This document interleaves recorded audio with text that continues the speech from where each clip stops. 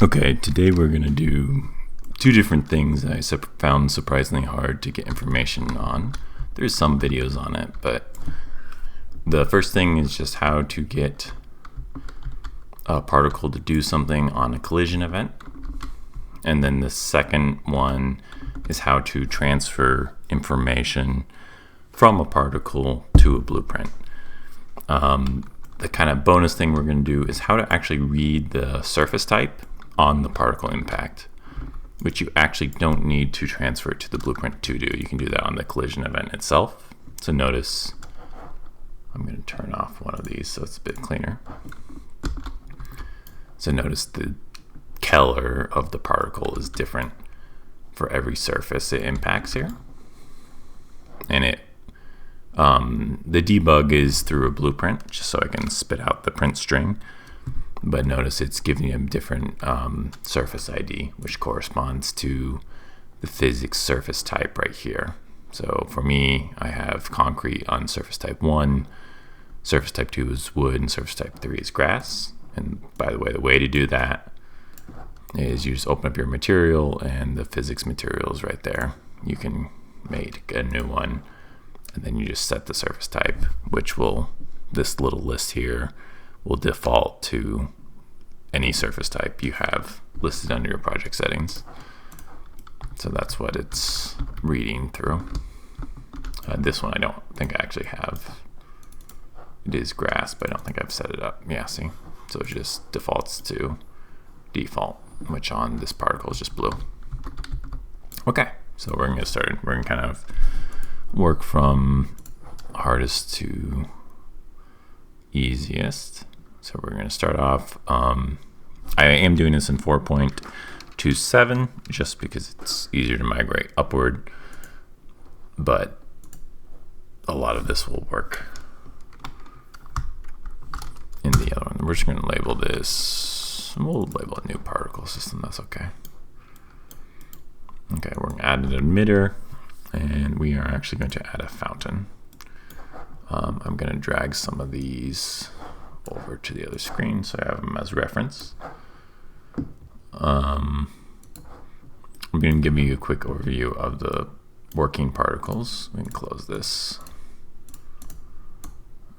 This is the one we're going to do.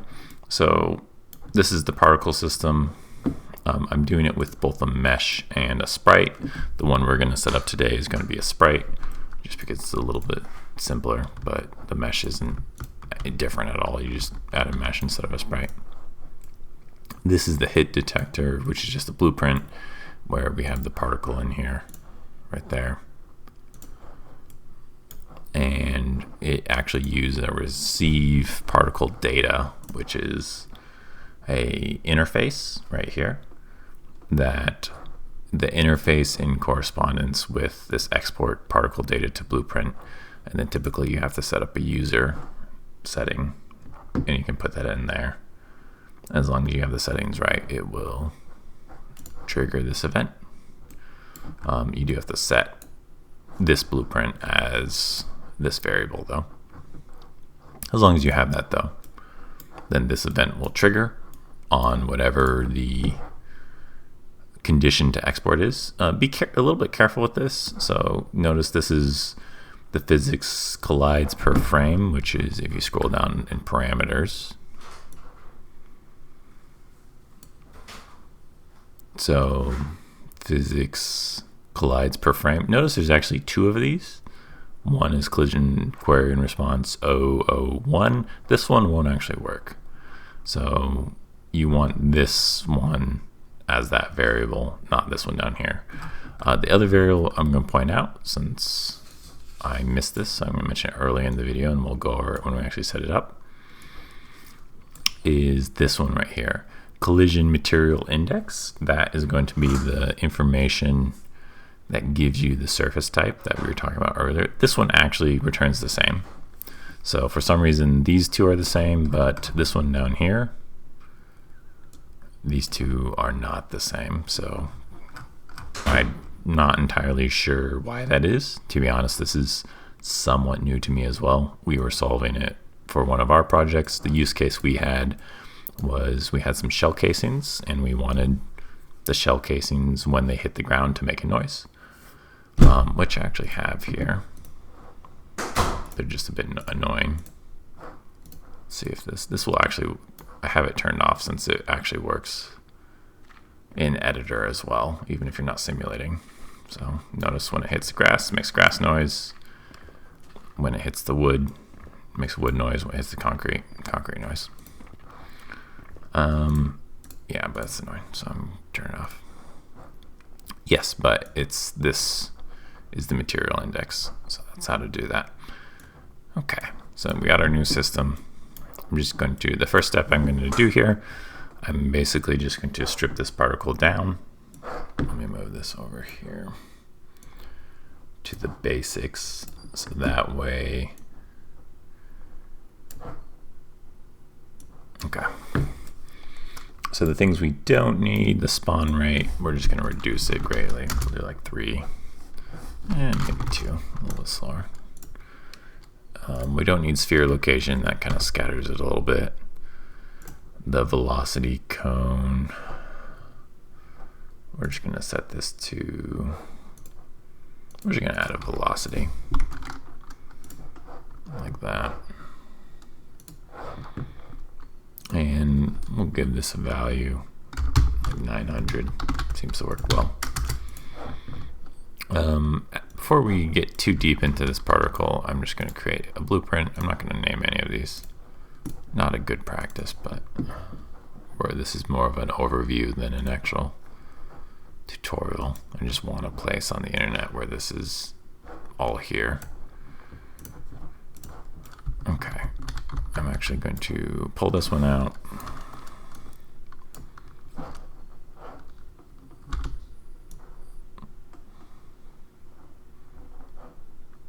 And I'm going to delete these other ones so we don't get confused. Okay, there we go. Got our little particle shooting up. I'm going to make this quite a bit bigger.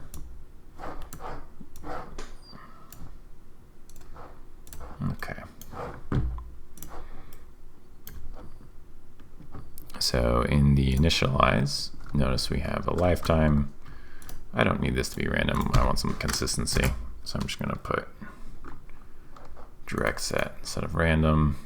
Mass, I'm actually going to, this doesn't matter too much, but I'm just going to make it the same mass just because I want consistency. And then for this, I think 45 or something like that will be good for the sprite size. There we go, nice and big.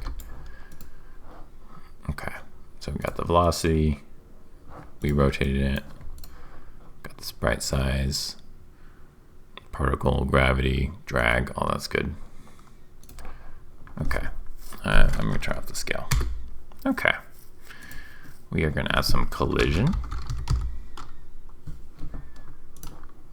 right here. We want to fix this since it needs to be above the forces and velocity one. Then we want to generate collision event. I'm going to drag that above. It is getting annoyed because here it wants, I think it wants persistent IDs. Yes, it does. So click the emitter properties and just check that little box and it should work. And notice it's bouncing a little bit. Okay, so we have a collision event. We're going to get something to actually activate on that collision event. That's going to be kind of the first thing. We're going to do a directional burst here. And it's fairly straightforward. We get this, no, not here, right here. We click that, you notice it wants event handler properties. We can just make sure to set this. I think we do need to set this. Okay. So for this, we turn off the spawn burst instantaneous, then receive collision event. Most of those are fine. We're going to add some particles in there. So 120 and let's see what this is doing. Okay, it's not working yet because we need to change a few things here.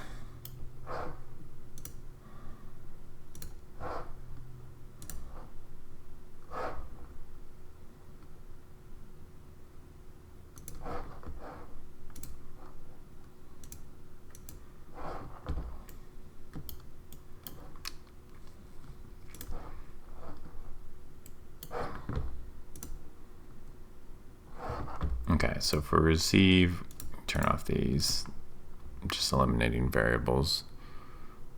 We don't need the normal. The Keller I'm actually going to turn on.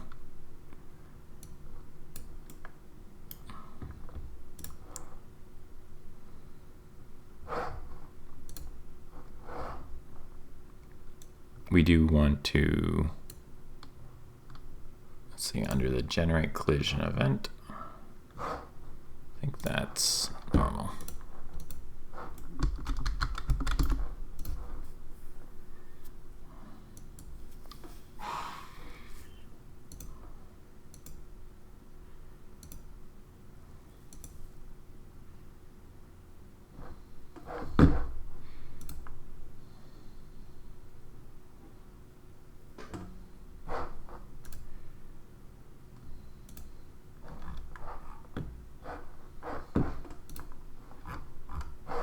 There we go. Okay, we got it. It was this one right here. Under emitter state, we want this to lifecycle mode to be set to the system. The velocity we can just set to world, and let's set this just to go straight up like that. There we go. I'm actually going to turn off gravity right there. So we get our collision event right there. So to refresh, the things we need for the collision event is make sure to remove the spawn system, set the life cycle of the system, and then add the receive collision event and input the parts that you want. Okay, so we have a particle that does something when it collides. Now let's send that information to the blueprint. Before we do that though, we are going to do something with this particle here actually. Is we are going to have it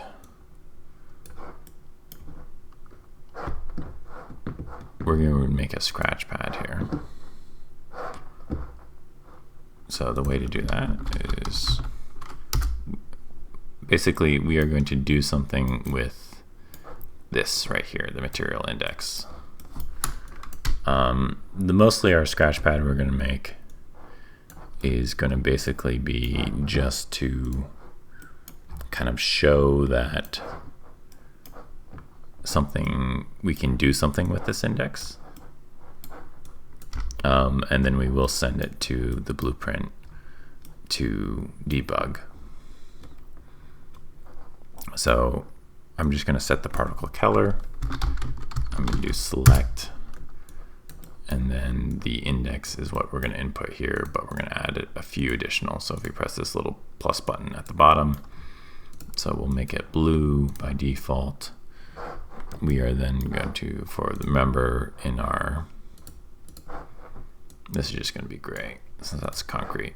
Since remember in our project settings, down under physics at the very bottom, 1 is concrete, 2 is wood, 3 is grass. That's just how we have it set up. So this will be wood. Reduce the saturation a little bit. Just a nice brown. And then grass is going to be green. So let's apply that scratch pad. So that should set the Keller. I'm just going to put it there. So see it's blue. And it actually changes for a second. We want that Keller to transfer over. So in this collision event, the Keller goes over. I think this might need to, let me check here.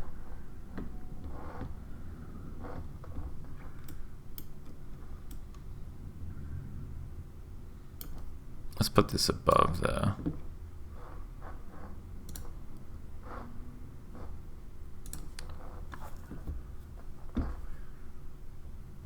and we can turn off that scale killer since that's overriding it.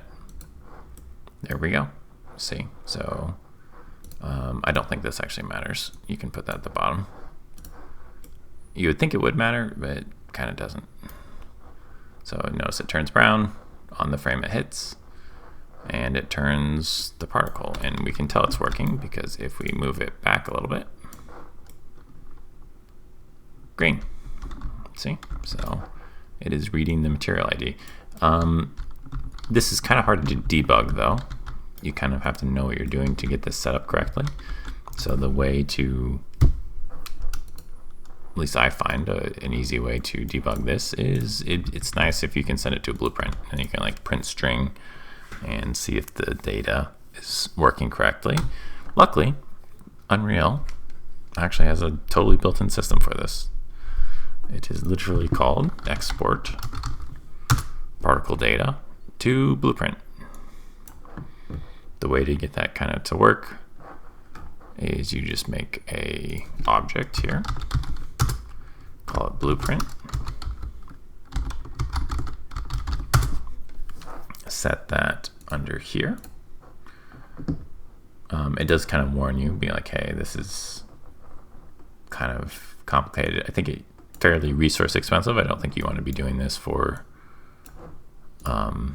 like super, like tons of particles. We do want to actually do it per particle though. And then the things we want to export, we do want the size, so, but we can't just input the size directly. We kind of, the sprite size is actually a vector 2D. So we do 2D make float from vector 2D. We can pick either, since assuming your particle is symmetrical, or just pick the biggest one.